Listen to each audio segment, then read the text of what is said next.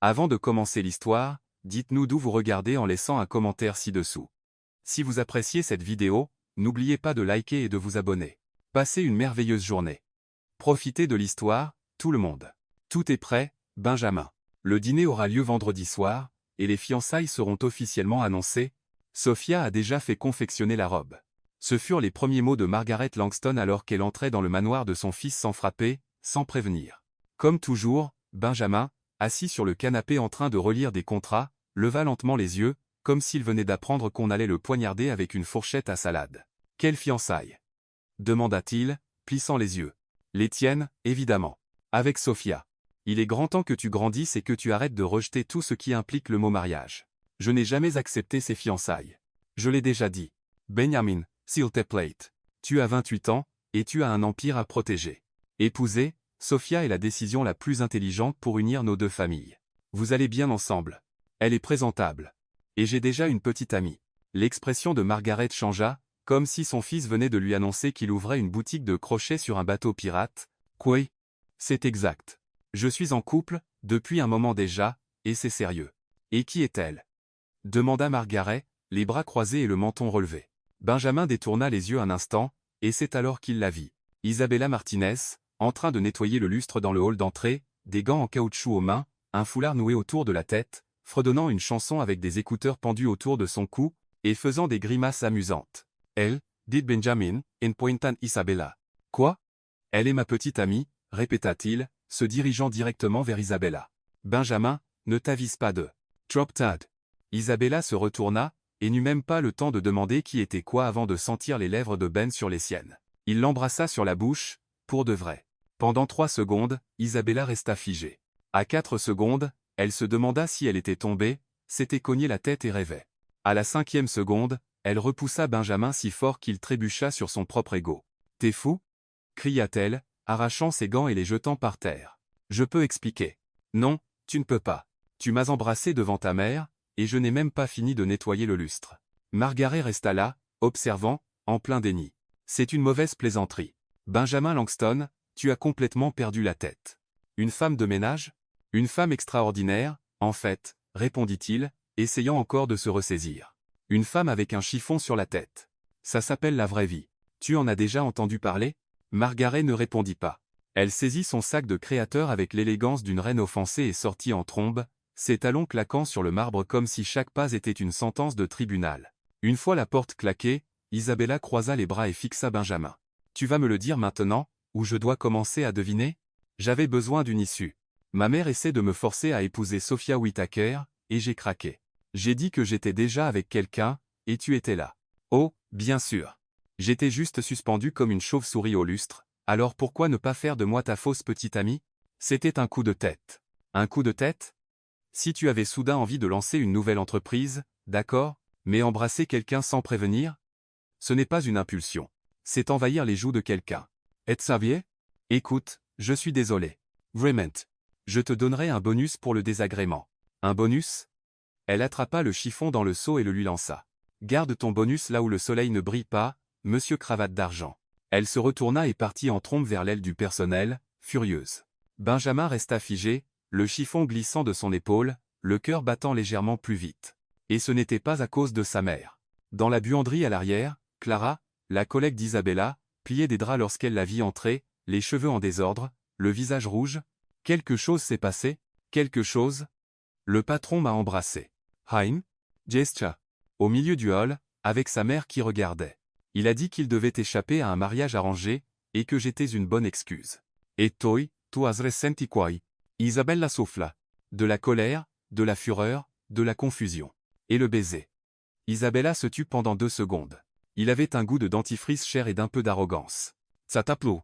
J'ai aimé vouloir lui mettre un coup de poing, mais je dois admettre, juste peut être, que mon cœur a sauté un battement, mais c'était juste un réflexe, comme un éternuement, tu vois ? Yeah voice.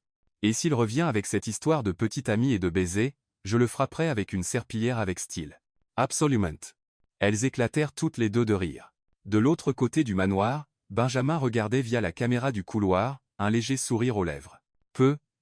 Juste peut être, que cette femme de ménage était plus intéressante que n'importe quelle héritière dans une robe sur mesure. Le lendemain, Isabella arriva au travail plus tôt que d'habitude, mais avec 2 fois plus de mauvaise humeur. À chaque pas, elle se promettait de ne même pas regarder le visage de ce PDG impulsif.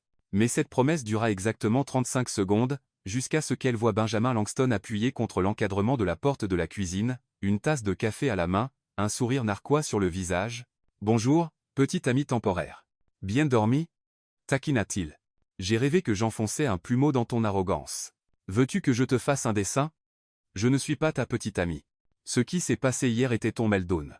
Ne compte pas sur moi. » Benjamin se redressa, posa sa tasse sur le comptoir et s'approcha d'elle. « Isabella, écoute. Je sais que c'était bizarre, d'accord ? C'était insensé, mais j'ai un vrai problème avec cette histoire de fiançailles. Et maintenant, ma mère croit que je suis en couple avec toi. Si tu acceptes de faire semblant d'être ma petite amie pendant une semaine, juste le temps que je règle ça, je te paierai. Tu quoi ? » Isabella croisa les bras. « Tu vas me payer pour faire semblant d'être ta petite amie ? Tu me prends pour quoi ? Une actrice dans un film romantique de dernière minute ? Non, je pense que tu es assez intelligente pour voir une bonne opportunité. Oh, bien sûr. Parce que faire semblant d'être amoureuse d'un PDG autoritaire et arrogant plein de règles est le rêve de toutes les femmes, n'est-ce pas ? Benjamin soupira.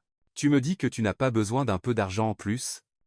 Être que si, mais j'aimerais aussi une chaise de massage et une glace à la pistache tous les vendredis. Ça ne veut pas dire que je vais faire des deals avec des milliardaires qui pensent que le monde tourne autour de leur cravate. Il la regarda pendant quelques secondes. Isabella resta ferme, les bras croisés, le menton relevé, comme pour dire.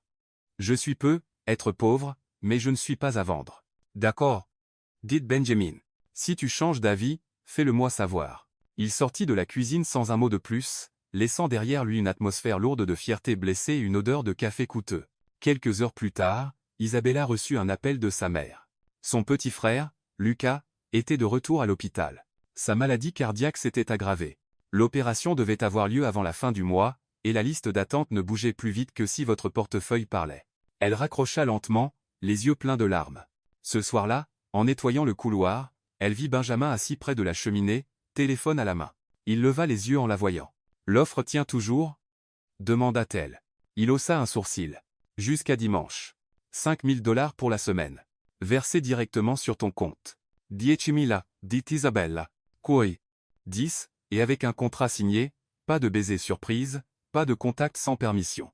Et j'ai des conditions. » Benjamin s'adossa à sa chaise. « Vas-y.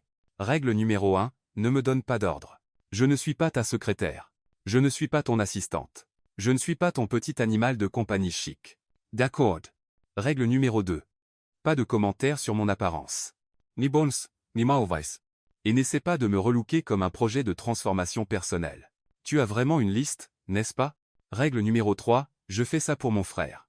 Si tu es irrespectueux, grossier ou si tu essaies de m'humilier, le deal est fini sur le champ.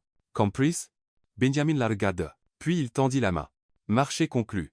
Isabella la serra fermement. Soupa ? Maintenant, dégage de mon chemin. Le sol ne va pas se nettoyer tout seul. Le lendemain, les répétitions de la relation commencèrent. Il faut qu'on s'entraîne à se comporter en public, dit Benjamin dans le jardin. Commence par m'appeler chérie. Tu préférais mon cœur ou petit diable déguisé en prince ? Chérie, ça ira, dit-il en souriant, faussement, élégamment, défiant. Chérie, as-tu vu ma serpillière ? Je crois l'avoir laissée dans le placard avec ma patience. Benjamin prit une profonde inspiration. Isabella, s'il te plaît. Essayons d'être convaincants. Bien sûr, mon amour. Après tout, qui ne croirait pas à une romance de conte de fées entre une femme de ménage en gants jaunes et un milliardaire qui n'a jamais porté 2 fois la même paire de chaussettes ? Tu sais quel est ton problème ? Un don naturel pour le sarcasme ? Un vrai problème avec l'autorité. Elle s'approcha avec un sourire moqueur. Et toi, tu as un vrai problème avec les gens qui ne s'inclinent pas. C'est pourquoi tu es agacé. Je ne suis pas né pour baisser la tête. Benjamin resta silencieux quelques secondes. La vérité était que, même si elle pouvait être frustrante, il commençait à admirer cette attitude intrépide, même s'il ne l'admettrait pas, même sous la torture. 3 jours après le marché, Benjamin entra dans la cuisine, l'air de quelqu'un qui allait annoncer la fin du monde pour le mardi suivant. « On a un dîner ce soir, dit-il, ajustant nerveusement sa cravate. Isabella arrêta de ranger les produits de nettoyage et le regarda. « On, c'est qui ? Parce que si c'est toi et ta conscience coupable, vas-y sans moi. Toi et moi, avec ma famille. » Ma mère a insisté pour rencontrer la petite amie. Oh, bien sûr, parce que faire semblant d'être ta petite amie dans ce manoir géant ne suffisait pas. Maintenant, je dois jouer sur la grande scène. Benjamin soupira. C'est juste un dîner, Isabella. Tu manges, tu souris, tu fais quelques blagues polies, et c'est tout. Des blagues polies. Tu me connais, non? Mon sens de l'humour n'est pas livré avec un filtre de bonne manière. S'il te plaît, c'est important. Elle le regarda pendant quelques secondes. Il y avait quelque chose de vulnérable dans sa façon de demander, quelque chose qui ne correspondait pas à son attitude habituellement contrôlée. D'accord. Mais si ta mère me regarde comme si j'étais un insecte dans sa salade, je riposterai, et tu devras en assumer les conséquences. Marché conclu. À 18 heures précises, Isabella descendit l'escalier principal, portant un gant sombre, un haut blanc avec un motif amusant, une veste simple et des bottes usées mais propres. Ses cheveux étaient attachés en une queue de cheval haute, et le rouge à lèvres rouge était la touche finale. Benjamin l'attendait dans le hall, vêtu d'un costume sombre qui coûtait probablement plus que son salaire annuel. En la voyant, il hésita un instant. « Tu es très bien, » dit Ben, lui offrant son bras. « Merci pour l'enthousiasme débordant, » répondit-elle en descendant les dernières marches. « J'espère que ta famille ne s'attend pas à un défilé de mode. Ils vont t'adorer, » mentit Benjamin, lui offrant de nouveau son bras. Bien sûr, comme un chat aime un bain froid. Le restaurant choisi par Margaret Langston était le genre d'endroit où même le menu semblait juger vos chaussures. Nappe en lin blanc, serveur qui semblait avoir des doctorats en étiquette, et un piano à queue jouant doucement dans un coin. Benjamin et Isabella arrivèrent les premiers. Elle regarda autour d'elle avec un mélange de curiosité et d'inconfort. « Cet endroit est si chic qu'il a corrigé ma posture, » murmura-t-elle. « Ne t'inquiète pas, c'est juste de la nourriture chère sur de petites assiettes. Avec ce décor, je parie que même l'eau a un nom de famille. » 5 minutes plus tard, Margaret Langston fit son entrée majestueuse, suivie d'un homme grand aux cheveux grisonnants et d'une blonde impeccable dans une robe rouge qui semblait sortie d'un magazine de luxe. Benjamin salua Margaret en embrassant son fils sur la joue aussi froidement qu'une transaction commerciale. « Et ce doit être Isabella. »« Madame Langston, » dit Isabella, tendant la main avec un sourire poli. Margaret regarda la main comme si c'était un serpent venimeux mais la serra rapidement. « Voici mon mari, Charles Langston, et notre chère amie, Sophia Whittaker. Contrairement à ma femme, » sourit Charles chaleureusement, « c'est un plaisir de vous rencontrer, Isabella. Benjamin nous a dit que vous vous êtes rencontrés d'une manière plutôt inhabituelle. Votre fils a une manière très unique de faire une première impression. » Sophia s'avança avec un sourire qui n'atteignait jamais ses yeux. « Quelle tenue intéressante, Isabella. Vintage ? En fait, c'est de la dernière collection Target, saison des soldes, » répondit Isabella avec bonne humeur. « Mais merci pour le compliment. Votre robe est magnifique aussi. Elle a dû coûter plus de 6 mois de mon salaire. » Le sourire de Sophia vacilla légèrement. Pendant le dîner, Margaret attaqua avec la subtilité d'un tank. « Alors, Isabella, Benjamin nous a dit que vous travaillez à la maison. Que faites-vous exactement ? » « Je m'occupe du ménage et de l'organisation. En gros, je fais en sorte que tout brille et sente bon. »« Comme c'est pratique, » dit Margaret, coupant son saumon avec une précision chirurgicale. « Très, surtout quand on travaille avec des gens qui font beaucoup de désordre, » répondit Isabella, regardant directement Sophia. Charles rit doucement, essayant de le masquer avec une gorgée de vin. « Et vos projets pour l'avenir » continua Margaret. « Vous comptez rester dans le ménage ? » ?»« Pour l'instant, oui. C'est un travail honnête, et je soutiens ma famille avec. » « Je n'y vois aucun problème. »« Bien sûr que non, » dit Sophia avec douceur. « C'est admirable comment certaines personnes peuvent se contenter de simplicité. » Isabella mâcha lentement avant de répondre. « C'est vrai ? Je suis facilement satisfaite. Je n'ai pas besoin de beaucoup pour être heureuse. Je suppose que c'est un talent que tout le monde n'a pas. » Benjamin observa l'échange avec une admiration croissante. Isabella n'était intimidée par personne. « Et comment êtes-vous tombés amoureux ?» demanda Charles, véritablement intéressé.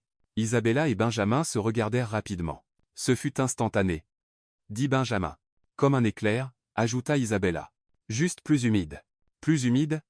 demanda Margaret, fronçant les sourcils. « J'ai renversé de l'eau sur lui le premier jour de travail. C'était comme l'amour au premier splash. » Charles éclata de rire, et même Benjamin esquissa un sourire sincère. « Comme c'est romantique, » murmura Sophia, son sarcasme évident. « Je sais, n'est-ce pas ?» répondit Isabella, faisant semblant de ne pas remarquer le ton. « On ne voit même pas des histoires comme ça au cinéma. Seulement dans la vraie vie. » Margaret se pencha légèrement en avant. « Et vous pensez vraiment pouvoir vous intégrer à notre cercle social ? Madame Langston, je n'essaie de m'intégrer nulle part. Je suis qui je suis. Que ça vous convienne ou non, ce n'est pas mon problème. Votre fils m'accepte tel que je suis, et c'est ce qui compte. » Benjamin ressentit quelque chose d'étrange dans sa poitrine. De l'admiration, peut-être, ou quelque chose de plus profond. « Bind it » dit Charles. Levant son verre. « À l'authenticité. » Margaret ne leva pas son verre. Après le dîner, Alors qu'ils attendaient près des voitures dans le parking, Margaret prit Benjamin à part. « Si tu veux ruiner le nom de notre famille, fais-le tout seul. Mais elle ne durera pas longtemps ici, murmura-t-elle, les yeux brillants de colère contrôlée. Maman, ne m'appelle pas maman quand tu agis comme un idiot. Cette fille n'est pas de notre monde, Benjamin. Et plus tôt tu le réaliseras, mieux ce sera. » De l'autre côté du parking, Sophia s'approcha d'Isabella. « Tu t'en es bien sorti ce soir, dit-elle avec une fausse gentillesse. Mais ce n'était qu'un échauffement. Merci pour l'avertissement, répondit Isabella. Mais si tu penses que je vais m'enfuir juste parce que la compétition s'est présentée, tu te trompes. Je n'ai pas peur d'une princesse de porcelaine. Sophia esquissa un sourire froid et s'éloigna. Dans la voiture sur le chemin du retour, Benjamin resta silencieux pendant longtemps. Tu as été incroyable, dit-il finalement. J'ai juste été moi-même. Si ça, c'est incroyable, tes standards sont très bas. Ce n'est pas ça. C'est juste que tu ne t'es pas laissé abattre. Pas une seule seconde. Isabella le regarda de biais. Tu t'attendais à ce que je m'incline? Je ne sais pas à quoi je m'attendais. Mais ce n'était pas ça. Et c'était quoi? Benjamin hésita. Courageux, authentique, intéressant. Attention, patron. À ce rythme, tu pourrais vraiment commencer à m'aimer pour de vrai. Il sourit mais ne répondit pas, car, honnêtement, cette possibilité commençait à ne plus sembler si impossible. Le lendemain matin du dîner désastreux, Isabella arriva au manoir déterminée à garder les choses normales. Après tout, faire semblant d'être la petite amie de Benjamin Langston n'était qu'un travail temporaire. Et la maison n'allait pas se nettoyer toute seule.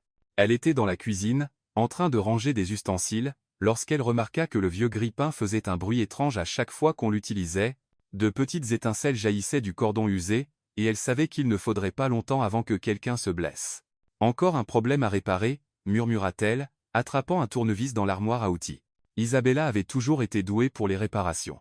Depuis toute petite, elle avait appris que quand quelque chose se cassait à la maison, soit on le réparait soi-même, soit on s'en passait. Il n'y avait pas d'argent pour appeler un technicien pour chaque petit problème. Elle débrancha le grille-pain et commença à examiner le cordon. Le problème semblait simple, juste quelques fils desserrés à reconnecter, une réparation facile.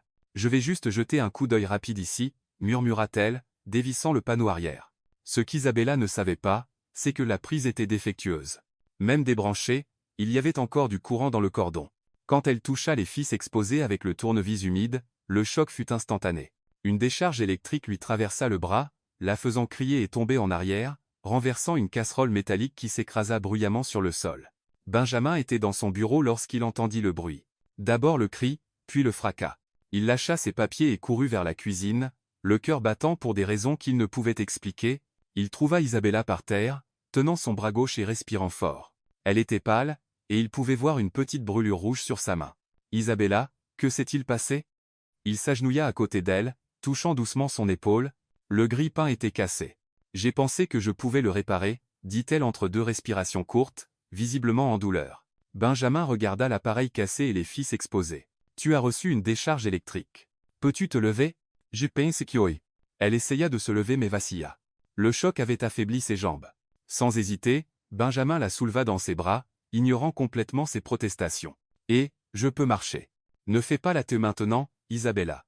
Je t'emmène à l'hôpital. » « L'hôpital ? » C'était juste une petite décharge. Pas besoin de tout ce drame. Ta main est brûlée, et tu tiens à peine debout. On va à l'hôpital. Fin de la discussion.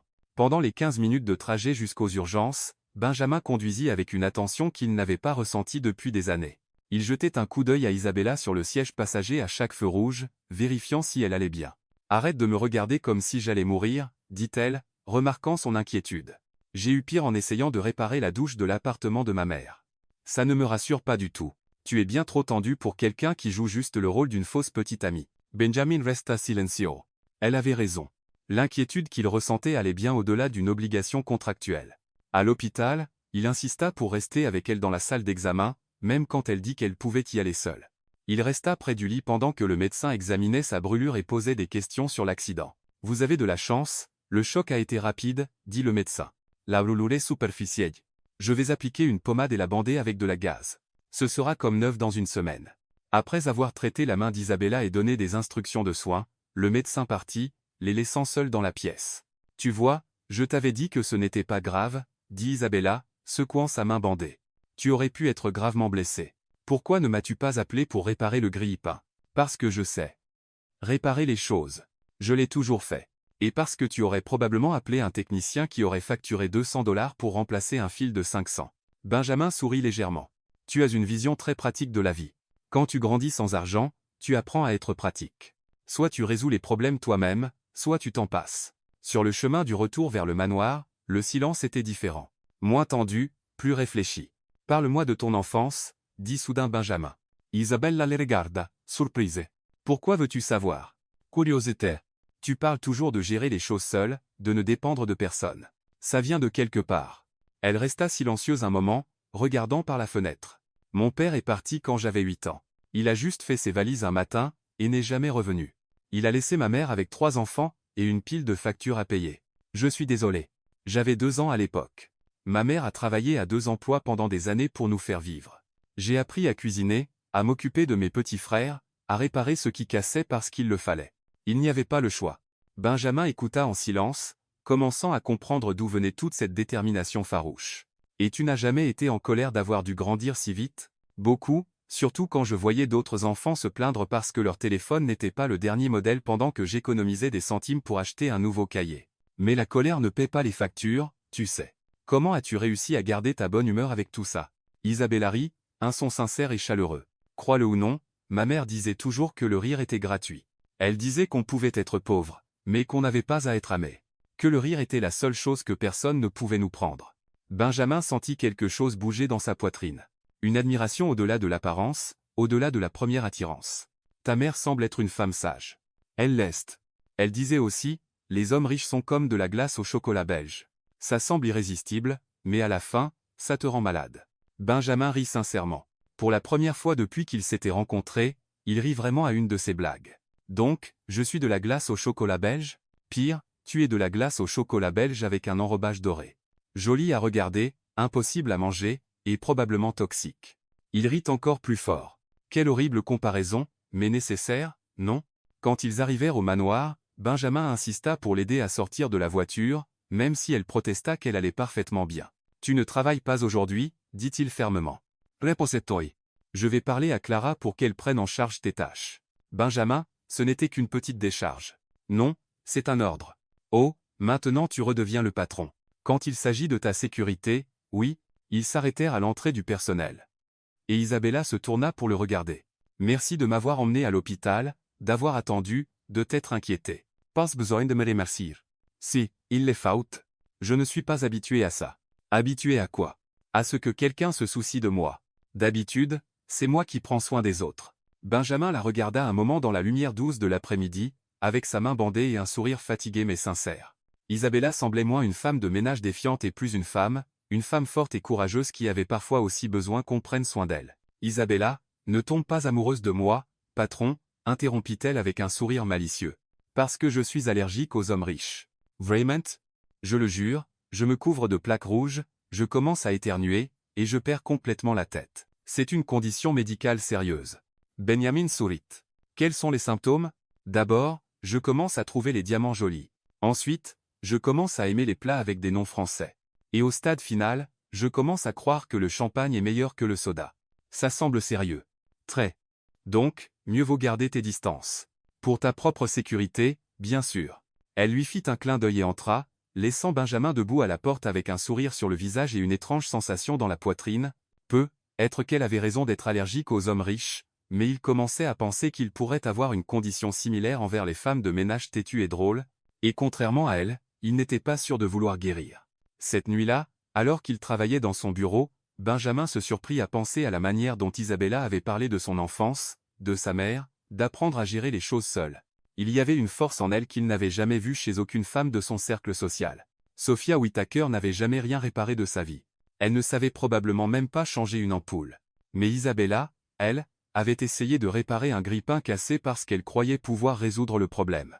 Il sourit, se souvenant de la blague sur la glace au chocolat belge. Être était-ce vrai?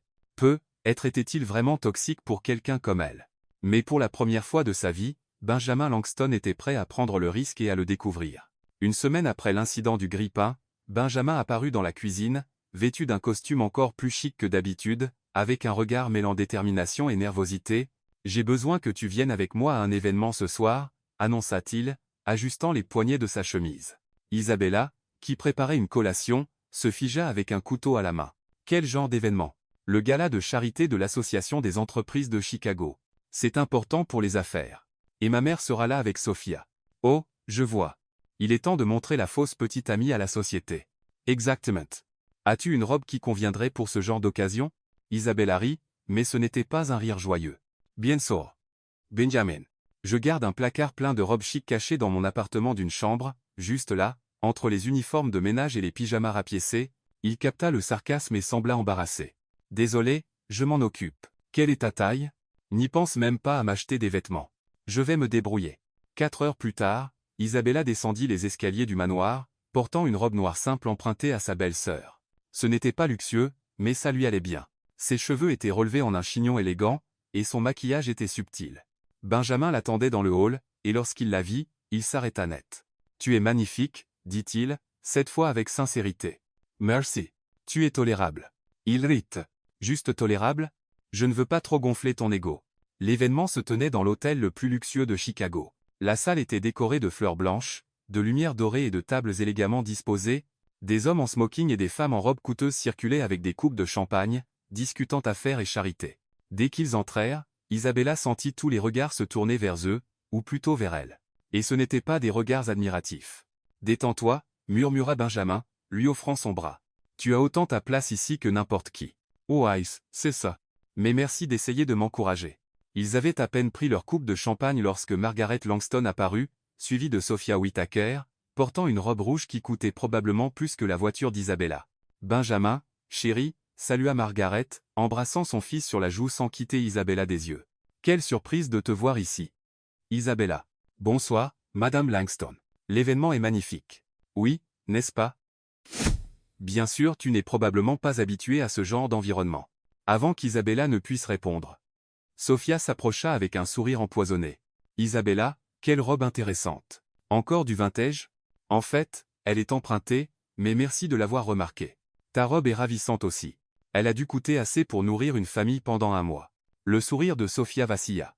Pendant le dîner, les piques continuèrent. Sophia faisait des commentaires sur les gens qui ne connaissent pas l'étiquette sociale, tandis que Margaret posait des questions comme « As-tu déjà assisté à des événements de ce niveau ?»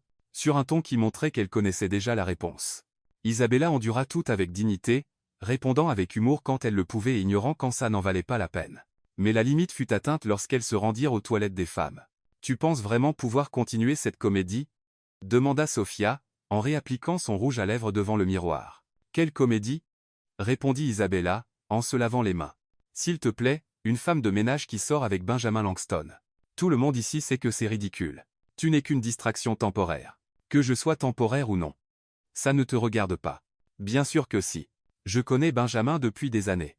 Je sais ce qu'il aime, ce dont il a besoin, et ce n'est certainement pas une employée qui fait semblant d'être quelque chose qu'elle n'est pas. » Isabella se tourna pour lui faire face. « Tu sais ce que je trouve intéressant, Sophia? Tu es tellement préoccupée par moi que tu as oublié de demander pourquoi Benjamin a choisi une simple femme de ménage plutôt qu'une princesse de porcelaine comme toi. » Sophia rougit. « Quand il se lassera de ce jeu puéril, je serai toujours là, comme je l'ai toujours été. Tant mieux pour toi. Ça doit être confortable de vivre d'espoir. » Quand elles retournèrent dans la salle de bal, Benjamin sentit immédiatement que quelque chose s'était passé. Le visage de Sophia était tendu, et Isabella semblait plus silencieuse que d'habitude. « Tout va bien ?» murmura-t-il à Isabella. « Parfaitement, mais ça ne l'était pas. » Pour le reste de la soirée, Benjamin remarqua comment les autres invités regardaient Isabella, comment ils chuchotaient lorsqu'elle passait, comment ils l'excluaient délibérément des conversations. Le point de rupture survint lorsqu'un homme d'affaires éméché s'approcha de leur table. « Langston, alors c'est la fameuse petite amie, » dit-il bruyamment, attirant l'attention. « Faut l'admettre, c'est un sacré changement des mondaines à l'aide domestique. » Le silence qui suivit fut assourdissant. Benjamin se leva lentement, arborant une expression qu'Isabella n'avait jamais vue auparavant. « Qu'est-ce que vous venez de dire? Oh, Alice, Ben, tout le monde ici sait qui elle est. Pas besoin de faire semblant. Vous allez vous excuser maintenant. »« Tu n'as pas à faire ça, » murmura Isabella, touchant son bras. « C'est, Yedois. » Il fixa l'homme froidement. « Vous venez d'insulter ma petite amie. C'est inacceptable. Excusez-vous ou partez.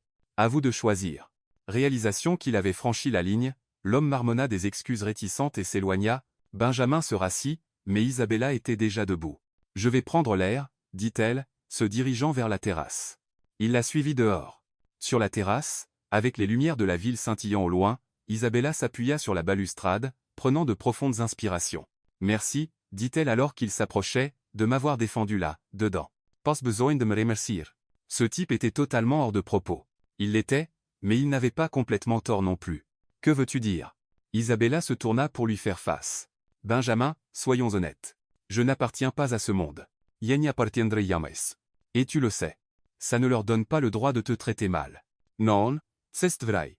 Mais ça ne veut pas dire que les choses vont changer. » Ils restèrent silencieux un moment, regardant la ville. « Pourquoi l'as-tu fait ?» demanda Isabella. « Pourquoi m'as-tu défendu ?» Benjamin hésita. « Parce qu'ils avaient tort. Et tu ne méritais pas ça. C'est la seule raison. » Il la regarda, et il y avait quelque chose de différent dans ses yeux. « Non, pas la seule. »« Alors quoi ? Je ne sais pas comment l'expliquer, Isabella. Tu es entrée dans ma vie et tu as tout bouleversé. D'une bonne manière, d'une manière frustrante. D'une manière qui me rend tout confus. » Elle s'approcha un peu. « Confus ? Comment ? Confus comme, pourquoi me fais-tu vouloir rire et frapper un mur en même temps ?» Isabella sourit. « Peut être parce que tu n'as jamais rencontré quelqu'un qui n'avait pas peur de toi. Peut être était-il très proche maintenant. » Benjamin pouvait sentir son parfum, voir les petites taches de rousseur sur son nez que le maquillage n'avait pas complètement couvert. « Isabella. Benjamin. » Pendant un instant, le monde s'arrêta. Ils se penchèrent l'un vers l'autre, et Isabella pouvait sentir son souffle sur son visage. « Vous voilà », la voix de Margaret les fit sursauter. L'événement touche à sa fin. Il est temps de partir. Benjamin soupira, frustré. « Allons-y, dit-il à Isabella, lui offrant son bras. Dans la voiture, le silence entre eux était lourd de mots non dits. Tous deux savaient que quelque chose avait failli se passer sur cette terrasse, quelque chose qui aurait tout changé, et tous deux savaient qu'un jour ou l'autre, ils devraient y faire face. 2 jours après le gala, Sophia Whittaker était dans son bureau, mettant en œuvre ce qu'elle croyait être son plan le plus brillant à ce jour. Elle avait passé des années à observer Benjamin, à apprendre ses faiblesses, et maintenant elle avait enfin trouvé son talon d'Achille, cette petite femme de ménage défiante qui avait réussi quelque chose qu'aucune femme avant elle n'avait fait, capter véritablement son attention. Sophia décrocha le téléphone et appela Nathan Brooks, un homme d'affaires connu pour sa réputation douteuse et sa volonté de rendre des services en échange de futurs bénéfices. « Nathan, chez Sophia. J'ai besoin d'un service, un qui pourrait être très profitable pour nous deux. » 2 heures plus tard, Nathan appela le manoir Langston, demandant à parler à Isabella Martinez. Il dit qu'il avait entendu parler de ses compétences en organisation et voulait l'embaucher pour un travail privé dans son hôtel, un travail qui rapporterait $500 pour seulement 2 heures de travail. Pour Isabella, qui pensait toujours à l'opération de son frère, l'offre semblait être une bénédiction. « J'ai juste besoin que vous organisiez quelques documents dans mon bureau à l'hôtel. Rindmeyer. Chambre 204, Grand Chicago Hotel, aujourd'hui à 15h00. » Isabella accepta sans hésiter. Ce qu'elle ne savait pas, c'est que Sophia avait engagé un photographe pour être dans le couloir de l'hôtel au moment exact où elle entrerait dans la chambre, et Nathan avait été informé de porter un peignoir, comme s'il sortait tout juste de la douche. Lorsqu'elle arriva à 15h15, Benjamin reçut une enveloppe dans son bureau. À l'intérieur se trouvaient 3 photos. Isabella entrant dans la chambre 204, Isabella parlant à Nathan Brooks à la porte alors qu'il portait un peignoir, et une photo où il semblait qu'ils se rapprochaient l'un de l'autre. Avec les photos, il y avait une note. « Je pensais que vous devriez savoir quel genre de femme vous défendez. Une amie inquiète. » Benjamin fixa les photos, se sentant mal au ventre.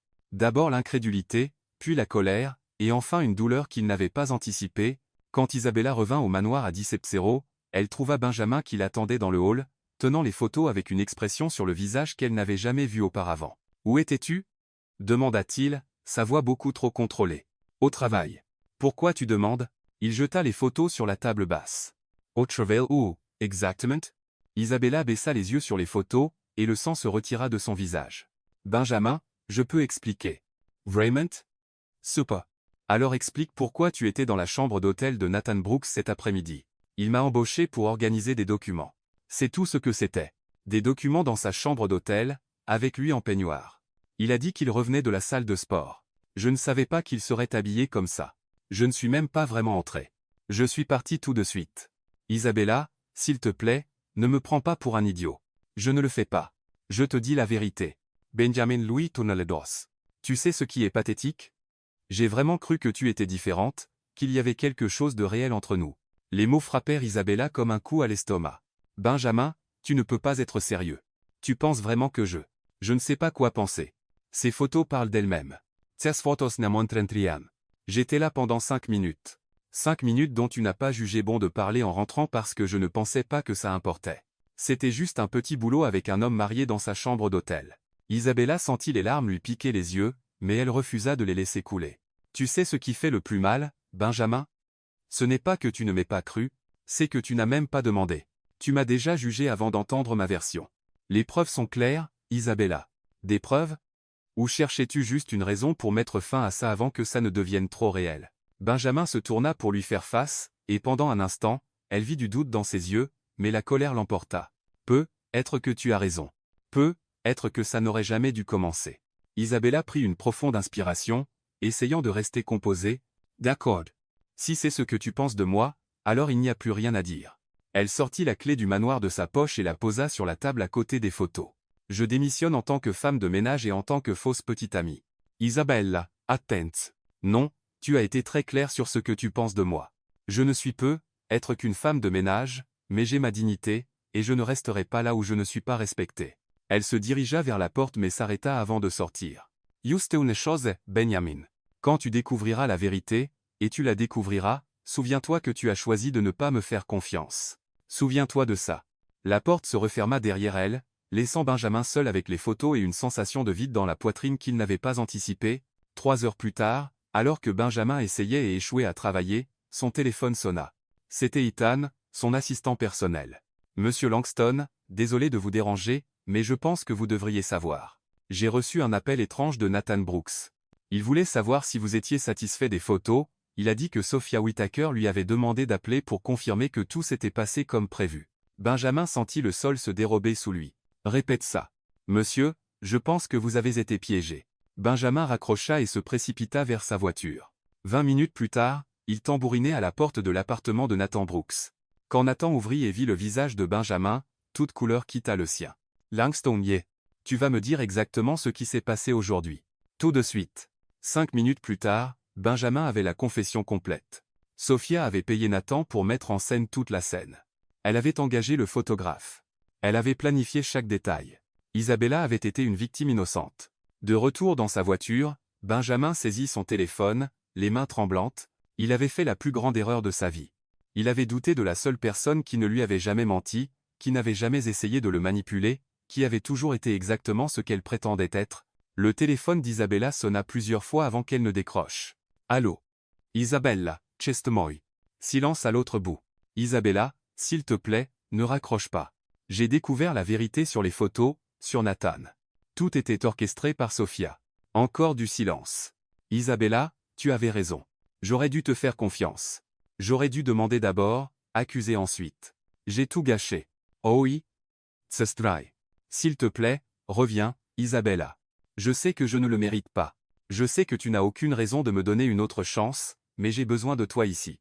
Pourquoi? Continuer à faire semblant d'être ta petite amie? Non, parce que quand tu es parti, la maison semblait vide. Et ce n'était pas à cause du ménage ou de l'ordre. C'était à cause de toi. Ton rire dans la cuisine, tes remarques sarcastiques, la façon dont tu n'as jamais peur de dire ce que tu penses. Isabella resta silencieuse si longtemps que Benjamin pensa qu'elle avait raccroché. S'il te plaît, dit-il avec un réel désespoir dans la voix. Laisse-moi réparer ça. Je vais y réfléchir, dit-elle enfin. Je comprends. Je t'appellerai demain. L'appel se termina, laissant Benjamin seul dans la voiture, le cœur battant et un fragile espoir grandissant qu'il pourrait, peut-être, regagner la confiance de la seule personne qui comptait vraiment. Pour la première fois de sa vie, Benjamin Langston savait ce que signifiait manquer quelqu'un. Et c'était un sentiment qu'il ne voulait plus jamais ressentir. Benjamin Langston n'avait jamais conduit jusqu'au sud de Chicago. Son GPS le guidait généralement vers des quartiers au nom français et des maisons qui ressemblaient à des musées. Mais il était là, un jeudi après-midi, cherchant l'adresse d'Isabella dans un quartier où les maisons étaient petites, les trottoirs fissurés, et les enfants jouaient dans la rue sur des vélos qui avaient connu de meilleurs jours. Il s'arrêta devant une maison à un étage peint en bleu délavé. Une petite véranda abritait des plantes en pot soigneusement disposées et une chaise à bascule qui semblait avoir beaucoup d'histoire. La grille en fer était ouverte, et il pouvait entendre des voix et des rires venant de l'intérieur. Benjamin vérifia son reflet dans le rétroviseur. Costume à $1000, montre valant plus que la voiture de la plupart des gens, chaussures en cuir italien. Il avait l'air d'un étranger pénétrant sur un territoire inconnu. Mais Isabella n'avait répondu à aucun de ses appels depuis la veille, et il savait qu'il devait le faire en personne. Il frappa à la porte moustiquaire, et une femme d'une 50aine d'années apparut. Elle avait les mêmes yeux sombres qu'Isabella et un sourire chaleureux mais prudent. Puis-je vous aider? Madame Martinez? Je suis Benjamin Langston. Je travaille avec Isabella.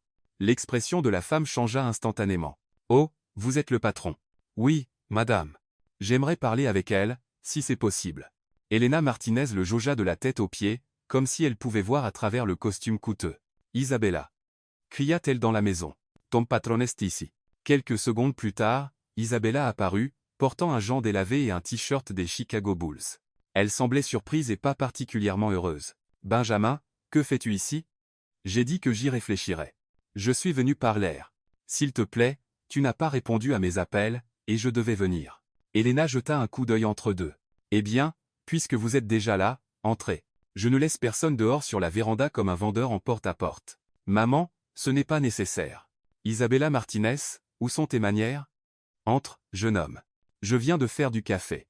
Benjamin suivit les deux femmes à l'intérieur. Le salon était petit mais confortable, avec des meubles qui avaient clairement servi à la famille pendant des années, des photos de famille remplissaient les murs, et une délicieuse odeur de nourriture faite maison flottait dans l'air. Assieds-toi, dit Elena, désignant le canapé. Isabella me dit que ta maison est plus grande que tout notre pâté de maison. Maman, rougit Isabella. Je suis juste curieuse. Je n'ai jamais rencontré un millionnaire auparavant. Un garçon d'environ 6 ans entra depuis la cuisine, plus maigre qu'il n'aurait dû l'être pour son âge, mais avec un sourire éclatant. Ce doit être le patron célèbre, dit-il, tendant la main. Je suis Lucas. Merci d'avoir donné un travail à ma sœur agaçante. Ravi de te rencontrer, Lucas. Isabella parle de toi tout le temps. J'espère que ce sont des bonnes choses. Elle me menace au moins 3 fois par jour. Benjamin esquissa son premier vrai sourire depuis des jours. Seulement les bonnes choses. Promise. Elena apporta du café, servi dans des tasses dépareillées mais propres. Alors, monsieur Langston, qu'est-ce qui vous amène dans notre humble demeure? Benjamin regarda Isabella, qui était assise au bord d'un fauteuil, visiblement mal à l'aise. Je suis venu m'excuser auprès d'Isabella. J'ai fait une terrible erreur. Et quel genre d'erreur? Demanda Elena avec le ton protecteur qu'une mère peut seule employer. Maman, s'il te plaît. Je ne lui ai pas fait confiance quand j'aurais dû, dit Benjamin. Quelqu'un l'a piégée pour qu'on croie qu'elle faisait quelque chose de mal.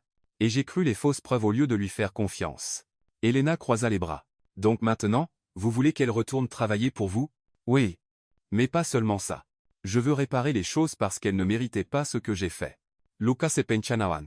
Qu'est-ce que vous avez fait exactement? Lucas, murmura Isabella. Non, laisse-le répondre. S'il a fait pleurer ma sœur, je veux savoir pourquoi. Benjamin regarda Isabella, surprise. Tu as pleuré? Ce n'est pas important. Si, Saleste, dit Elena.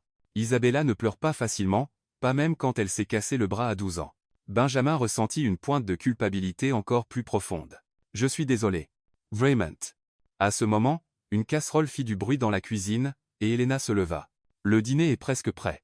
Tu manges du poulet et du riz, monsieur Langston? Yeah, oui. Soupa.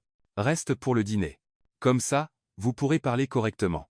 Maman, il a probablement d'autres plans. J'adore rice resta, dit Benjamin rapidement. Si ça ne dérange pas. 1 heure plus tard, Benjamin était assis à une petite table en bois qui pouvait à peine accueillir 4 personnes, mangeant du riz, du poulet rôti et de la salade sur des assiettes dépareillées mais propres. Elena racontait des histoires embarrassantes de l'enfance d'Isabella. Lucas parlait de ses projets d'étudier l'ingénierie une fois sa santé améliorée. Et Isabella oscillait entre rire et être mortifiée. Et puis elle a décidé qu'elle réparait le fer à repasser toute seule, racontait Elena. Elle avait 8 ans. Elle a failli électrocuter toute la maison. On dirait un schéma, dit Benjamin, regardant Isabella. Elle a essayé de réparer mon grille-pain la semaine dernière. Et comment ça s'est passé? Elle a reçu une décharge, et j'ai dû l'emmener à l'hôpital. Isabella. Dire Elena et Lucas en même temps. Ce n'était pas si grave, se défendit Isabella. Après le dîner, pendant qu'Elena et Lucas allaient au salon regarder leur émission, Isabella commença à laver la vaisselle. Benjamin se leva à la table. Laisse-moi aider. Tu n'es pas obligé. Je veux. Ils se tenaient côte à côte à l'évier étroit, Benjamin lavant et Isabella essuyant. Cela semblait intime d'une manière à laquelle ils n'étaient pas habitués. Simple, réel.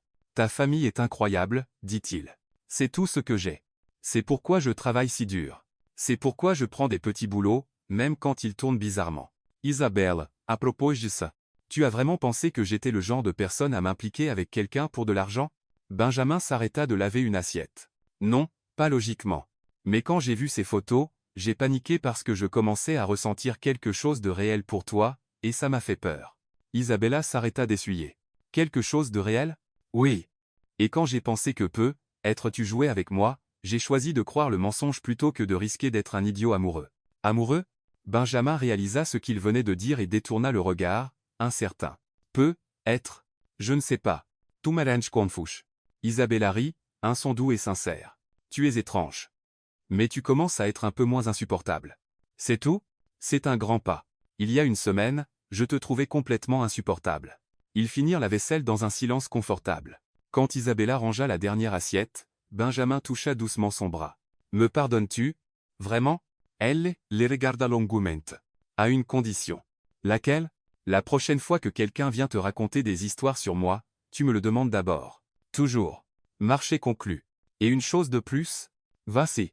Tu redeviens juste mon patron. C'est tout. J'en ai fini avec faire semblant d'être ta petite amie. Benjamin ressentit une pointe de déception. Pourquoi? Parce que ça devient trop compliqué, et parce que si ça devient quelque chose de réel un jour, je veux que ce soit parce que tu l'as choisi. Pas parce que tu avais besoin d'une fausse relation pour éviter un mariage arrangé. Il sourit. Ça a du sens. Bien. Alors, tu es d'accord? Oui. Mais puis-je demander une chose? Pinsoa. Si je le choisis, l'envisagerais-tu? Isabella sourit mais ne répondit pas. Voyons d'abord si tu peux passer une semaine sans me rendre folle. Quand Benjamin quitta la maison des Martinez ce soir-là, il savait 3 choses. Premièrement, qu'il venait de rencontrer la famille la plus accueillante qu'il ait jamais connue. Deuxièmement, qu'Isabella Martinez était encore plus spéciale qu'il ne le pensait. Et troisièmement, qu'il tombait complètement, désespérément amoureux d'elle. Et cette fois, il n'avait pas peur de l'admettre. Le lendemain matin, Isabella retourna au manoir Langston avec une étrange sensation dans la poitrine. C'était comme revenir dans un endroit familier qui avait subtilement changé pendant son absence. Benjamin l'accueillit à la porte, portant un jonc et une chemise décontractée, une vision rare qui faillit lui faire demander s'il se sentait bien. « Bonjour », dit-il avec un sourire hésitant. « Bonjour, patron », répondit-elle, mettant l'accent sur le dernier mot. « À ce propos, j'ai un problème. » Isabella soupira. « Quel genre de problème maintenant? Ma mère a organisé un autre dîner pour samedi avec Sophia et toute sa famille.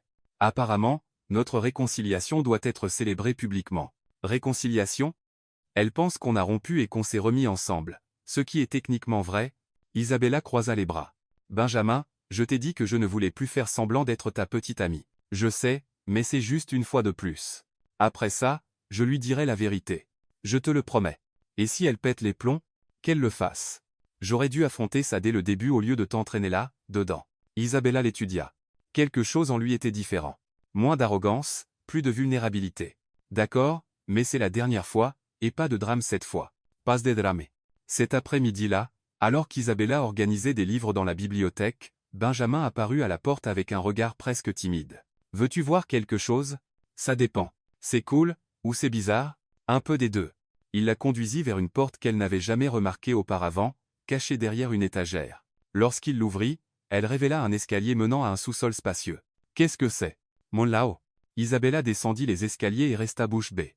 L'espace était rempli de tables de travail, d'équipements électroniques, d'appareils à l'aspect étrange, et de tableaux blancs couverts de formules et de croquis. « Tu as un labo secret dans ta maison? Ce n'est pas secret, juste privé.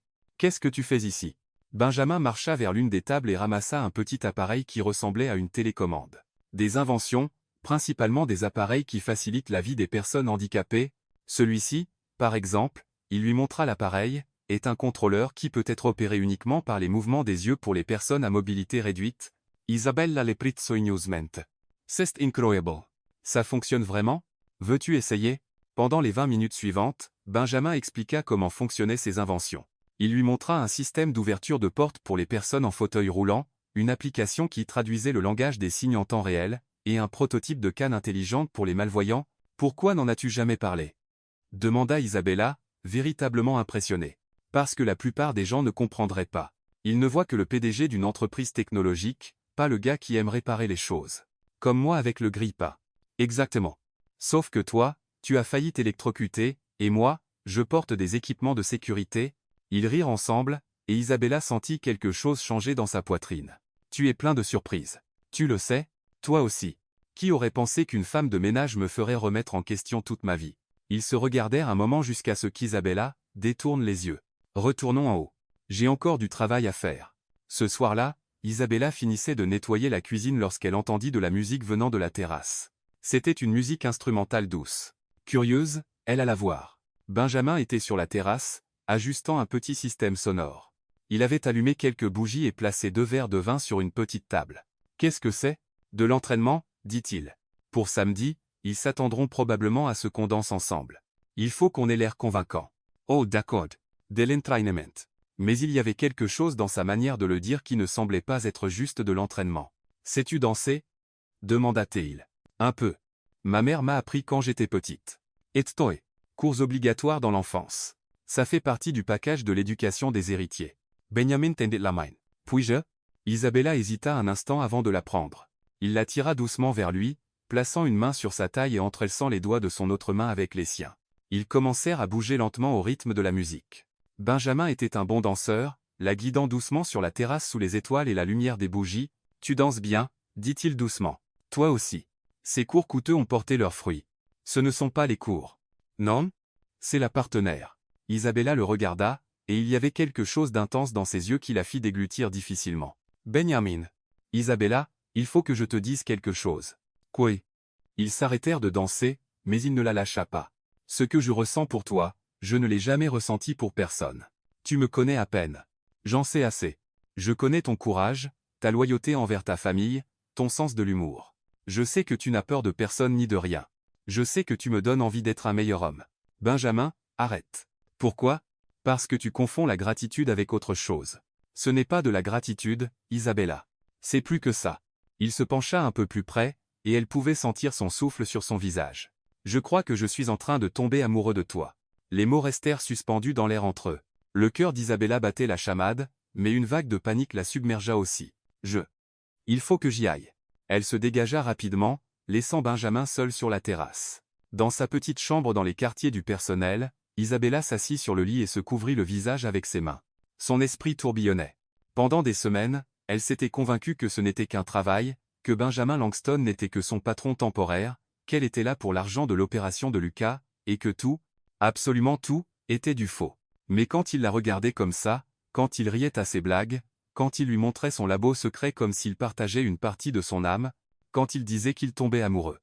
Le problème était qu'elle commençait à vraiment l'aimer, et ça la terrifiait parce que Benjamin Langston vivait dans un monde complètement différent. Un monde de manoirs et de galas, de contrats à $1 million et d'attentes familiales, un monde où une femme de ménage latina du sud de Chicago n'avait pas de sens.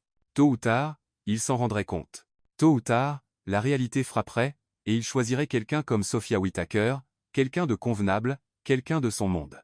Et quand cela arriverait, Isabella savait que son cœur se briserait en 1000 morceaux, car, peu importe à quel point elle essayait de le nier, peu importe à quel point elle voulait garder les choses simples et professionnelles, la vérité était qu'elle tombait amoureuse aussi. Et c'était la chose la plus effrayante qui lui soit jamais arrivée. Sur la terrasse, Benjamin était toujours debout là où elle l'avait laissé, regardant les lumières de la ville. Il savait qu'il avait effrayé Isabella.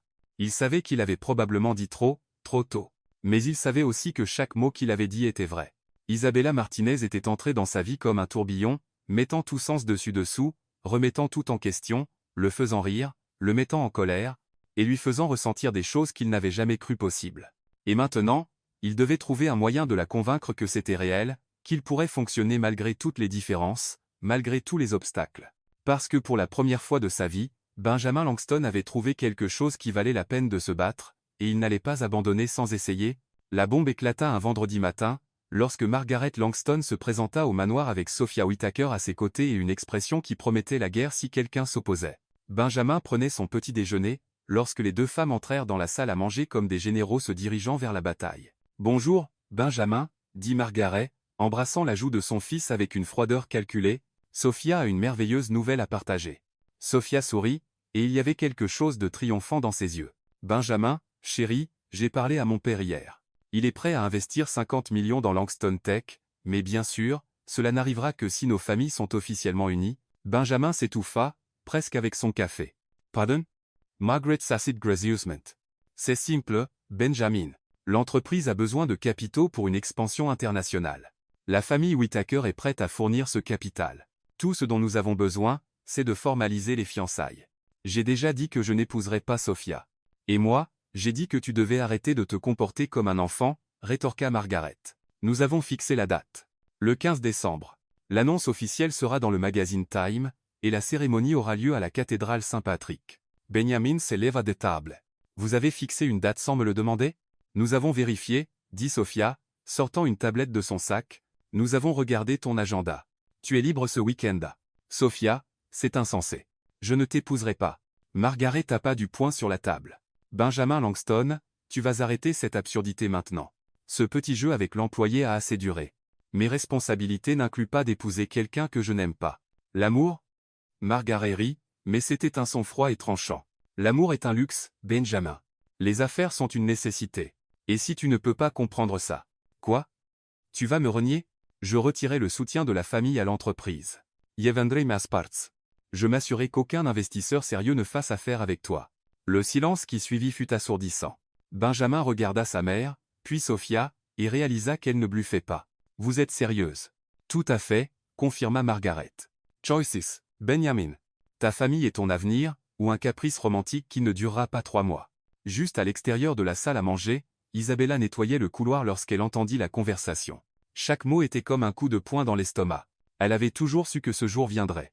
Au fond, elle le savait. Benjamin Langston appartenait à un monde où les mariages étaient des transactions commerciales, où l'amour passait après le profit, où les gens comme elle n'étaient rien d'autre que des distractions temporaires. Sophia continua de parler. Benjamin, sois raisonnable. Nous nous connaissons depuis des années. Nous sommes socialement compatibles. Nous partageons des intérêts communs, et notre union bénéficierait aux deux familles. Cette phase que tu traverses est compréhensible, mais elle doit se terminer. Ce n'est pas une phase. Bien sûr que si, dit Margaret. Tu confonds la nouveauté avec la passion. C'est normal pour un homme de ton âge. Mais maintenant il est temps de grandir. Benjamin resta silencieux un long moment. J'ai besoin de réfléchir. Il n'y a rien à réfléchir, dit Sophia. C'est le choix évident. J'ai quand même besoin de temps, répondit-il. Margaret se leva. Tu as jusqu'à lundi. Si nous n'avons pas de réponse d'ici là, je supposerai que tu as choisi l'irresponsabilité, et j'agirai en conséquence.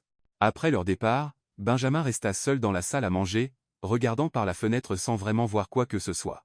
50 millions de dollars. L'entreprise qu'il avait bâtie de toutes pièces, l'héritage familial, tout dépendait d'une décision qu'il ne voulait pas prendre. Plus tard dans la journée, Benjamin s'enferma dans son bureau pour travailler, mais il ne pouvait pas se concentrer. Chaque tableur qu'il ouvrait, chaque rapport qu'il essayait de lire, tout lui rappelait la menace de sa mère. Sans le soutien de la famille, il pourrait tout perdre. L'entreprise serait en sérieux danger. Des centaines d'employés pourraient perdre leur emploi. Et pourquoi? Pour une femme de ménage qui n'était même pas sûre de vouloir être avec lui. Vers 18 heures, il était presque convaincu que Margaret avait raison. Être était-il immature. Être qu'un mariage arrangé n'était pas si terrible. Être. Isabella apparut à la porte. Puis-je entrer? Bien soa. Elle s'approcha de son bureau mais ne s'assit pas. J'ai entendu la conversation ce matin.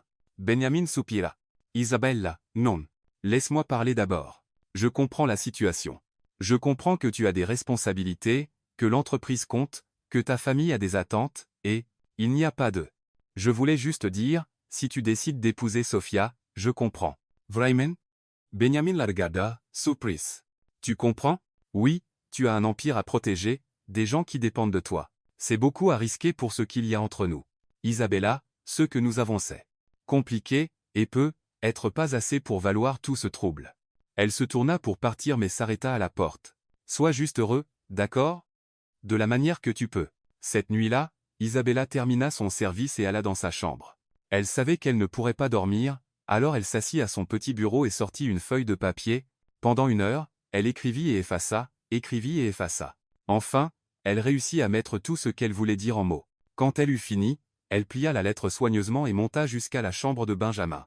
La porte était fermée, mais elle pouvait voir de la lumière sous l'interstice. Il était encore éveillé. Elle glissa la lettre sous la porte et retourna dans sa chambre. 2 heures plus tard, Benjamin trouva la lettre alors qu'il se préparait à se coucher. Il reconnut immédiatement l'écriture d'Isabella. Benjamin, quand j'étais petite, ma mère disait toujours, la vie est faite de choix. Certains sont faciles, d'autres impossibles, mais à la fin, tu dois pouvoir te regarder dans le miroir et aimer la personne que tu vois. Je sais que tu es dans une situation difficile. Je sais que ta famille te met la pression, que l'entreprise est en jeu, et que tout est bien plus compliqué que je ne peux le comprendre pleinement. C'est pourquoi j'ai décidé de te faciliter les choses. Je pars demain matin, non pas parce que je suis en colère ou blessé, mais parce que tu dois prendre cette décision sans t'inquiéter pour moi.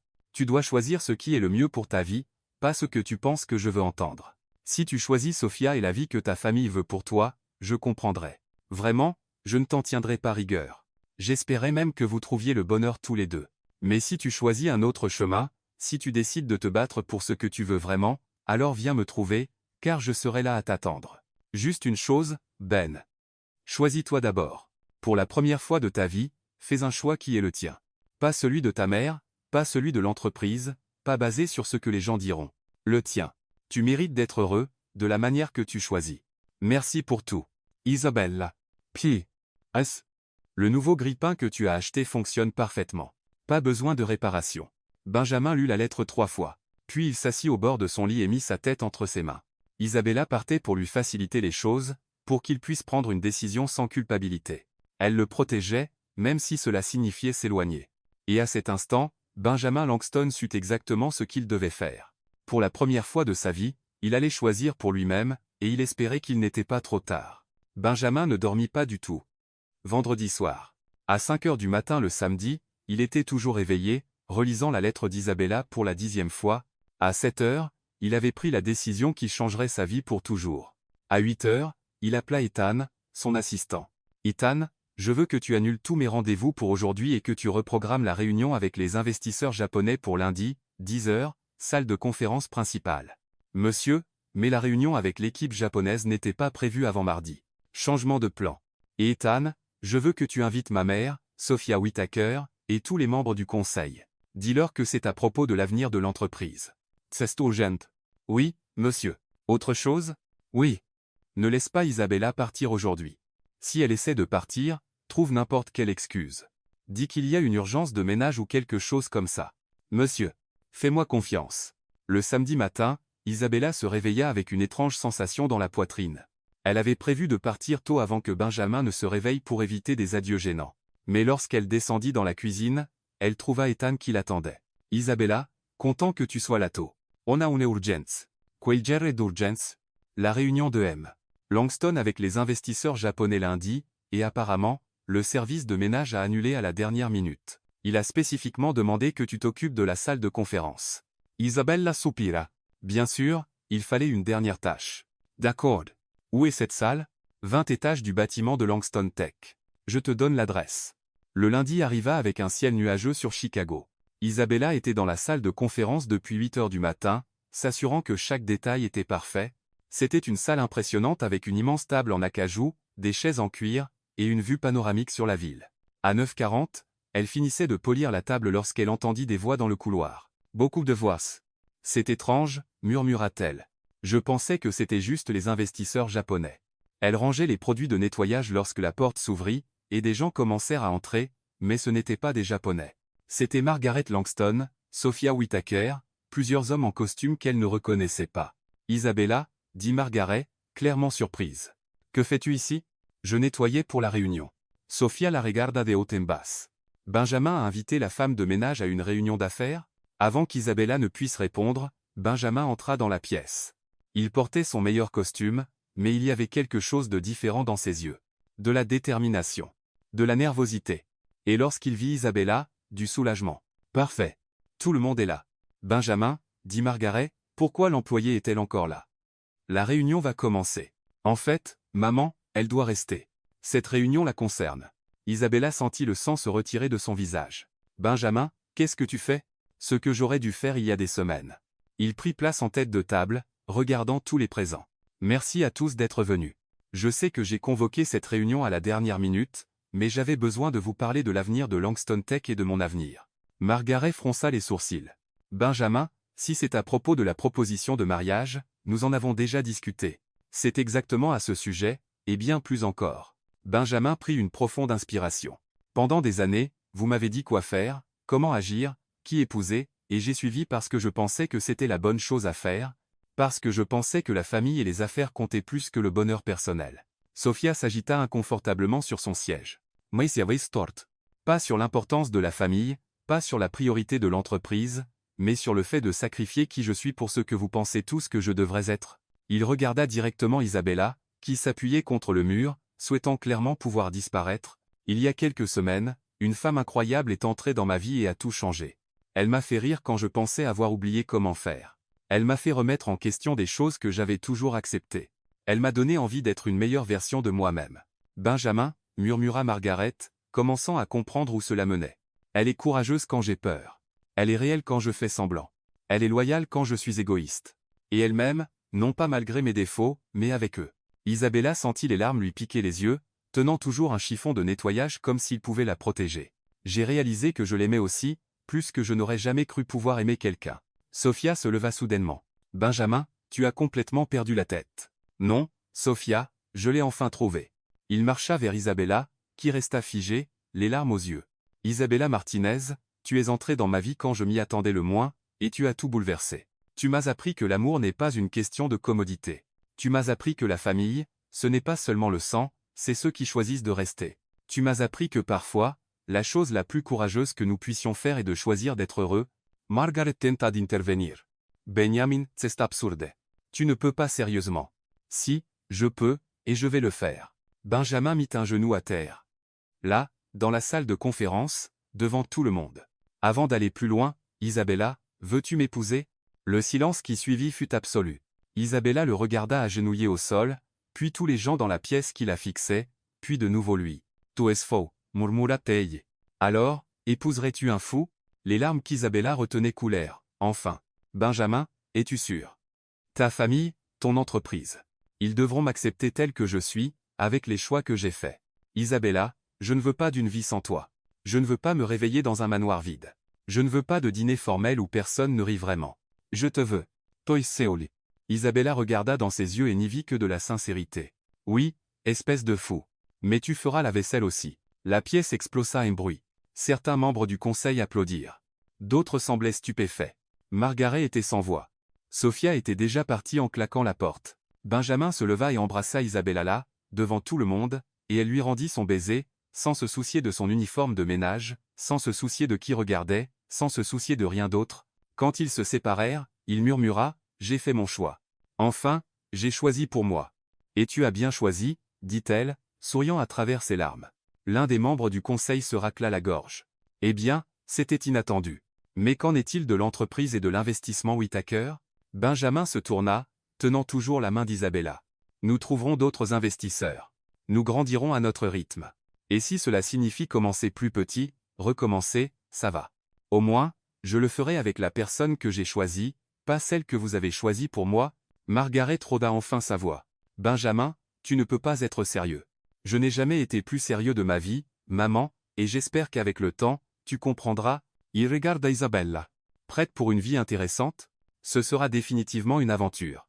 Et ainsi, au 20 étage d'un bureau d'entreprise, Benjamin Langston choisit l'amour plutôt que la commodité, le bonheur plutôt que l'obligation, et Isabella Martinez plutôt que n'importe qui d'autre au monde. Et ils savaient tous les deux qu'il avait fait le bon choix. Sophia Whitaker n'était pas le genre de femme à accepter la défaite avec grâce.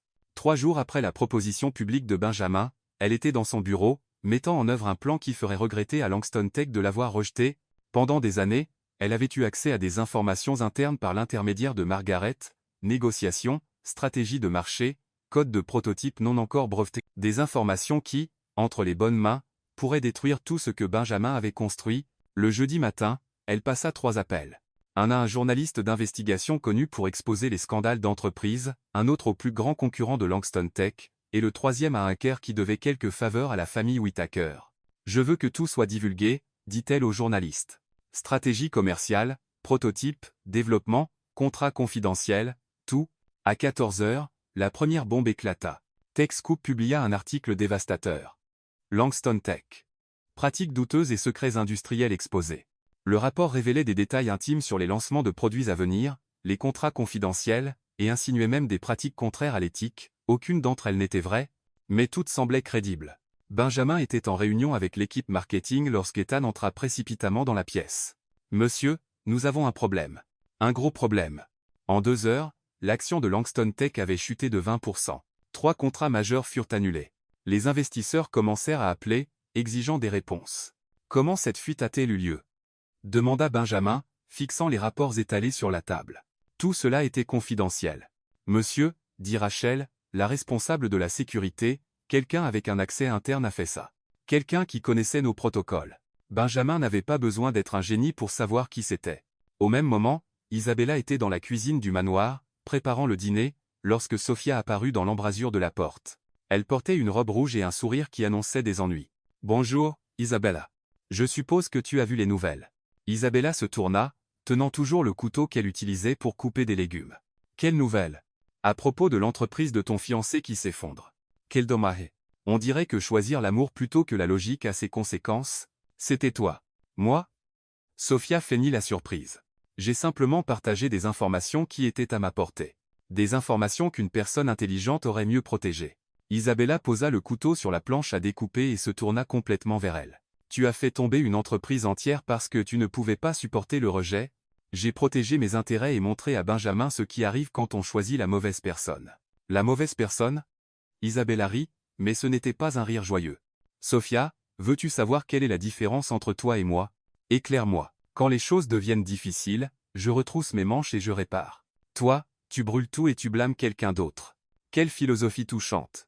Malheureusement, ça ne sauvera pas l'entreprise. » Isabella s'avança vers Sofia avec un calme qui ne correspondait pas à la tempête dans ses yeux. « Tu as raison. La philosophie ne sauve pas une entreprise. Mais sais-tu ce qui le fait? Les gens qui se soucient vraiment. Les gens qui travaillent ensemble. Les gens qui n'abandonnent pas quand les choses deviennent difficiles. Et tu penses que Benjamin et toi pouvez le faire? Moi et Benjamin, avec chaque employé qui croit en cette entreprise. Oui. Parce que tu as fait une erreur, Sofia. Quelle erreur? Tu as pensé qu'en détruisant l'entreprise, tu détruirais ce que nous avons. Mais tu as oublié une chose. Les vraies relations se renforcent dans les moments difficiles, pas l'inverse. Sofia recula. Nous verrons. Oui, nous verrons. Et quand ce sera le cas, tu réaliseras que tu as jeté une chance d'être partie de quelque chose de spécial. Tout ça parce que ton orgueil a été blessé. Après le départ de Sofia, Isabella appela Benjamin. Mon amour, où es-tu? Au bureau, en train d'éteindre des incendies. J'arrive, et j'amène des renforts. Quas renforts? Tuesday veras. 1 heure plus tard, Isabella arriva à Langston Tech avec un groupe inattendu. Clara et 3 autres membres du personnel de ménage, Javier le jardinier, Antonio le portier, et 6 autres qui occupaient des rôles que les élites d'entreprise remarquaient rarement. « Que faites-vous tous ici? » demanda Benjamin, surprise. « Sauver l'entreprise, » répondit Isabella. Clara a un diplôme en comptabilité. Javier a étudié l'ingénierie avant de devenir jardinier. Antonio a travaillé dans le marketing pendant 15 ans avant d'être licencié à cause de son âge. Et ainsi de suite. Isabella, je ne comprends pas. Benjamin, tu as toujours vu ces gens comme du personnel de soutien, mais ils sont bien plus que ça. Ce sont des talents inexploités qui peuvent t'aider à tout reconstruire. Rachel, la responsable de la sécurité, s'avança. Monsieur, avec tout le respect que je vous dois, nous avons besoin de toutes les mains possibles. Les choses sont critiques. Benjamin regarda autour de lui. Son équipe exécutive semblait découragée. Certains membres du conseil avaient déjà suggéré de vendre l'entreprise, mais voilà qu'Isabella se tenait là avec une équipe de personnes que personne ne remarquait jamais, offrant leur aide. D'accord, dit-il. Quel est votre plan? Clara s'avance. D'abord, nous examinerons tous les contrats et trouverons des failles légales pour arrêter les fuites. Ensuite, Antonio travaillera sur une campagne de marketing pour restaurer notre image. Troisièmement, Javier examinera nos prototypes et suggérera des améliorations techniques. Et moi, dit Isabella, je coordonnerai tout et m'assurerai que vous ayez tout le soutien dont vous avez besoin. Pendant les 48 heures suivantes, Langston Tech fut une ruche d'activités, les cadres travaillaient côte à côte avec les concierges. Les managers recevaient des conseils d'efficacité de la part des portiers. La hiérarchie stricte se dissolvait, remplacée par une véritable collaboration. Antonio créa une campagne appelée « Le vrai Langston » qui mettait en avant les vrais employés, leurs histoires et leurs contributions. Clara trouva des incohérences dans les données divulguées qui prouvaient une manipulation malveillante. Javier suggéra 3 améliorations au prototype qui les rendaient encore meilleurs que les versions divulguées. Benjamin travailla plus dur qu'il ne l'avait jamais fait dans sa vie. Et pour la première fois, il n'était pas seul au sommet. Isabella était là avec lui, organisant, motivant, résolvant les problèmes avec une efficacité qui impressionnait même les managers les plus aguerris. Le samedi soir, alors que les dernières touches à la campagne de redressement étaient terminées, Margaret se présenta au bureau. Elle trouva Benjamin et Isabella en train de rire ensemble en examinant les supports marketing, entourés de leur nouvelle équipe qui ressemblait plus à une famille. « Comment vont les choses ?» demanda Margaret avec hésitation. « Mieux que ce que j'espérais, » répondit Benjamin. « Nous allons sortir de ça plus fort. » Margaret observa Isabella expliquant quelque chose à Clara, utilisant ses mains, faisant rire tout le monde. Elle remarqua la manière dont Benjamin la regardait, plus détendu et heureux qu'elle ne l'avait vu depuis des années. « Elle a réussi à mobiliser tous ces gens pour t'aider. » « Oui, des gens dont je ne savais même pas qu'ils avaient ce genre de compétences. Margaret resta silencieuse un moment. Benjamin. Oui, maman. Peut être qu'elle est la bonne femme. Benjamin sourit. Je le sais déjà. Et peut être que tu es plus intelligent que je ne le pensais. J'ai appris des meilleurs, dit-il, regardant Isabella. Non, mon fils. Tu as appris avec ton cœur. C'est quelque chose que je n'ai jamais su enseigner. À cet instant, Isabella s'approcha d'eux. Margaret, je suis tellement contente que vous soyez là. Voulez-vous voir comment la nouvelle campagne prend forme? Et pour la première fois, Margaret offrit à Isabella un sourire sincère. J'adorais Rice. Langston Tech ne se contenta pas de survivre à l'attaque de Sophia. Elle en sortit plus forte, plus unie, et avec une nouvelle philosophie, le talent n'a pas de classe sociale, et les meilleures équipes sont celles où tout le monde compte. Et Sophia Whittaker, elle observa tout de loin, réalisant trop tard qu'elle avait perdu bien plus qu'un fiancé. Elle avait perdu la chance d'être partie de quelque chose de vraiment spécial. 6 mois après la proposition la plus inattendue de l'histoire corporative de Chicago, Benjamin Langston se tenait devant un hôtel improvisé au bord du lac Michigan, ajustant sa cravate pour la 10e fois en 5 minutes. « Arrête de tripoter ta cravate », marmonna Ethan, debout à côté de lui en tant que témoin. « Tu vas ruiner le nœud. »« Je suis nerveux », admit Benjamin, regardant les invités s'installer sur des chaises blanches disposées sur l'herbe. « Et si elle change d'avis? Et si elle réalise qu'elle peut trouver mieux? Benjamin, elle a organisé une équipe entière pour sauver ton entreprise. Je ne pense pas qu'elle va te laisser tomber à l'hôtel. » De l'autre côté du lac, dans une cabane en bois servant de vestiaire improvisé, Isabella vivait son propre moment de nervosité. « Maman, cette robe n'est-elle pas trop simple ?» demanda Thé, se regardant dans le miroir. Elle avait choisi une robe blanche en coton sans paillettes ni broderie élaborée, qui tombait doucement jusqu'à ses chevilles. Helena ajusta le voile délicat de sa fille. « Ma chérie, tu es radieuse, et de toute façon, Benjamin n'épouse pas la robe. Il t'épouse, toi. Es-tu sûr qu'on n'aurait pas dû faire quelque chose de plus grandiose ?» Clara, qui aidait avec les dernières retouches de maquillage, rit. « Isabelle, tu fais exactement comme tu es. Simple, réel, et plein d'amour. C'est parfait. » Lucas apparut à la porte, élégant dans un costume emprunté mais avec un sourire valant $1 million. « Prête, sœurette ? Le marié a l'air de vouloir s'évanouir si tu prends plus de temps. » Pendant ce temps, les invités s'installaient dans un mélange jamais vu auparavant lors des mariages de la haute société de Chicago. Au premier rang, Margaret Langston était assise à côté d'Helena Martinez, les deux discutant avec animation des recettes familiales. Juste derrière elle, les cadres de Langston Tech partageaient l'espace avec le personnel de ménage, les jardiniers et les portiers, tous vêtus de leurs plus beaux vêtements. Rachel, la responsable de la sécurité, expliquait à Antonio, l'ancien portier devenu chef du département marketing, comment elle avait appris à connaître le marié. « J'ai travaillé avec lui pendant 5 ans et je ne l'ai jamais vu sourire autant que ces derniers mois, » dit-elle. À la 3e rangée, 3 membres du conseil chuchotaient sur la façon dont la valeur de l'entreprise avait doublé depuis que Benjamin avait adopté la diversité opérationnelle. Comme ils appelaient pompeusement, sa prise de conscience que des gens intelligents existent à tous les niveaux de la hiérarchie. Le violoniste, un musicien local qui jouait dans le parc le week-end, commença à jouer, et tout le monde se leva. Benjamin se tourna et sentit son cœur s'arrêter. Isabella s'avançait vers l'autel au bras de Lucas, qui avait insisté pour l'accompagner à la place de leur père, qui les avait abandonnés. Elle souriait, ce sourire qui avait captivé Benjamin dès le premier jour. Mais il y avait quelque chose de différent maintenant, un calme, un bonheur profond qui la faisait pratiquement rayonner. Quand ils atteignirent l'autel, Lucas embrassa le front de sa sœur et murmura « Sois heureuse, sœurette. Tu le mérites. » Il serra la main de Benjamin fermement. « Prends bien soin d'elle, ou je viendrai te chercher. »« Ne t'inquiète pas, » répondit Benjamin, incapable de détacher ses yeux d'Isabella. Le pasteur, un homme jeune et amical que Benjamin avait trouvé en recherchant des mariages décontractés, sourit au couple. « Bienvenue à tous, pour ce moment spécial. Benjamin et Isabella ont choisi de célébrer leur amour ici, en plein air, entourés des personnes qui comptent le plus pour eux. Et avant de commencer officiellement, ils aimeraient dire quelques mots. » Benjamin prit une profonde inspiration. « Isabella, il y a 6 mois, tu es entrée dans ma vie et tu as tout bouleversé. Tu m'as appris que la famille, ce n'est pas seulement partager un nom de famille, mais ceux qui choisissent de rester quand les choses deviennent difficiles. Tu m'as appris que le succès, ce n'est pas avoir plus d'argent, mais avoir des gens qui se souciaient vraiment. Et tu m'as appris que parfois, la chose la plus courageuse que nous puissions faire est d'être vulnérables. » Il déglutit difficilement, sentant les larmes lui piquer les yeux. « Tu es entré dans ma vie comme un ouragan, détruisant toutes mes certitudes, et je t'en suis reconnaissant chaque jour parce que maintenant je sais ce que c'est de se réveiller tous les jours en voulant être une meilleure personne. » Certaines personnes dans l'assistance pleuraient déjà.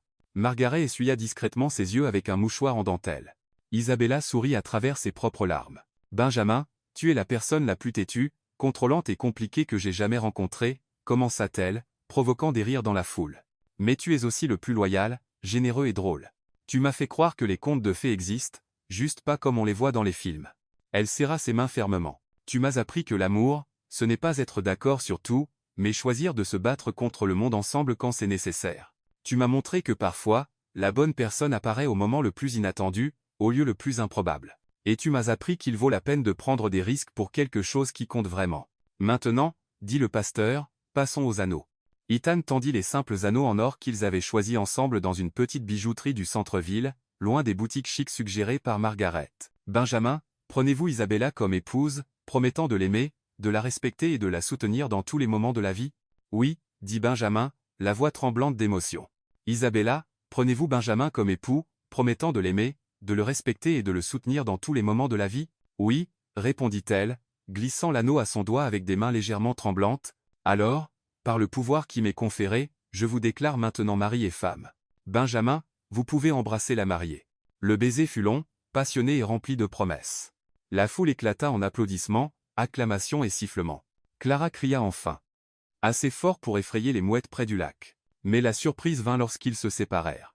Isabella sortit un petit sac de riz de son bouquet et le versa aux pieds de Benjamin. « Qu'est-ce que tu fais » demanda-t-il en riant. « C'est une tradition familiale, expliqua-t-elle. Le riz signifie la prospérité, et aussi que tu es toujours mon patron. Mais maintenant, je suis en charge du cœur de l'entreprise. » Benjamin rit de bon cœur et l'embrassa à nouveau. « Toujours en charge, hein ? Toujours. » La célébration qui suivit fut un mélange merveilleux de culture, de classe sociale et de tradition. Le groupe joua de tout, des valses classiques à la salsa latine. Margaret dansa avec Javier le jardinier et découvrit qu'il était un excellent partenaire. Elena enseigna les pas de meringue à 3 cadres suédois qui s'amusèrent plus qu'ils ne l'avaient fait depuis des années. Isabella et Benjamin ouvrirent le bal avec une valse simple, mais bientôt ils furent entourés de tous les invités dans une danse de groupe qui mêlait élégance et décontraction. « Heureux » demanda Benjamin, faisant tourner Isabella pendant que tout le monde applaudissait. « Plus qu'heureux. Complète. Même en sachant que tu devras me supporter tous les jours. Surtout en sachant ça. » Quand la musique s'arrêta et qu'ils s'embrassèrent une fois de plus sous le coucher de soleil doré sur le lac Michigan, entourés de personnes qui les aimaient vraiment, Benjamin Langston et Isabella Martinez. Langston savait qu'ils avaient trouvé quelque chose de plus rare que n'importe quelle fortune. Ils s'étaient trouvés l'un l'autre.